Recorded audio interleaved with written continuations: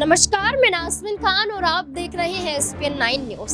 क्या महाराष्ट्र में सरकार बदलने वाली है? क्या अब महाविकास आघाड़ी की सरकार आने वाली है?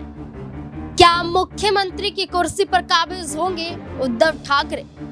महाराष्ट्र में महाविकास आघाड़ी की जीत को लेकर दावा क्यों किया जा रहा है? दरअसल जैसे ही वोटिंग की प्रक्रिया समाप्त होती है, वैसे ही एग्जिट पोल के जरिए ये दर्शाया जा रहा है कि महाविकास आघाड़ी आगे में निकल रही है। ये कहा जा रहा है कि 2019 के मुकाबले इस बार वोट प्रतिशत ज्यादा रहा है। देखिए, आपको बता दें कि यहाँ पर ये दावा किया जा रहा है कि 65.11% के करीब वोट प्रतिशत इस बार के चुनाव में रहा है, यानी कि 2019 के विधानसभा चुनाव के मुकाबले 4% से ज्यादा की वोटिंग इस बार हुई है। और उद्धव ठाकरे गुट के नेता का ये दावा है कि जब भी ज्यादा वोटिंग होती है, जनता बदलाव चाहती है, जनता चाहती है कि बदलाव होना चाहिए। यहाँ पर उद्धव ठाकरे गुट के नेता आनंद दुबे ये दावा कर रहे हैं।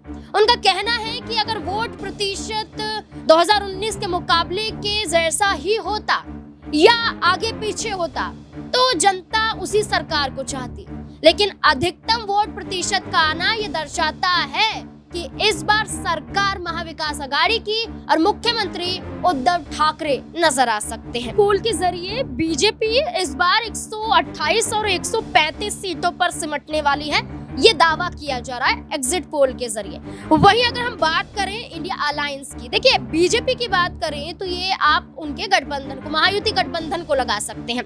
और इंडिया अलायंस की बात करें जिसमें तमाम वो विपक्ष की पार्टियां हैं जो महाराष्ट्र में चुनाव लड़ रही हैं, वो 135 और 150 सीटों पर जीत हासिल करती हुई नजर आ सकती है। इसके अलावा 105 सीटों पर अन्य दल भी यहाँ पर जीत सकते हैं।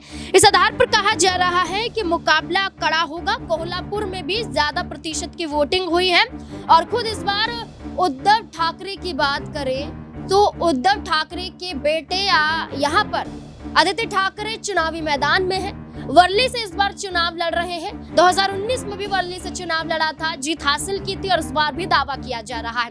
देखना होगा कि एग्जिट पोल तो महाविकास आघाड़ी को जिता रहा है, नतीजे किसको जिताते हैं, क्योंकि देवेंद्र फडणवीस ने तो ये कहा कि सरकार रिपीट होगी। अब देखना होगा आखिरकार किनके बयानों में दम नजर आता है। इस मुद्दे को लेकर अपनी राय कमेंट सेक्शन में दें। क्या लगता है आपको किसकी सरकार बनने वाली है? हमें दे इजाजत, देखते रहें SPN 9 न्यूज। धन्यवाद।